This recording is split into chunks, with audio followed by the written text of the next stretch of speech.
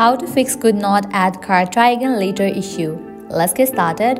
Launch your settings app. Here we go. Scroll down, open the option general, head towards the option of date and time. Toggle on for the option set automatically, head back, scroll down, open the option VPN and device management. Make sure you are not connected to any VPN. Now head back, scroll up, open the option software update. If any updates are available for your device, just update your phone software to its latest version. Likewise, head back, scroll down, open the option transfer or reset iPhone, click on reset network settings. Now enter your passcode over here and continue with the process to reset network settings. Once you apply all this process, you can check whether your problem has been solved or not.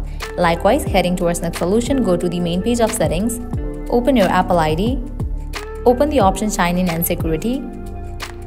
Now click on this option of change password. Now generate new password for your account. Once you change your Apple ID password, click on sign out. After you sign out, now you can force restart your device. For that, press and quickly release the volume up button, press and quickly release the volume down button, press and hold the side button. When the Apple logo appears, you can release the side button. Once you force restart your phone, open your settings app, sign into your Apple ID, and with that your problem will be fixed. So this is how you can fix could not add card try again later issue on iPhone. At the end, if you guys find this video helpful, don't forget to like, share and subscribe. Thank you.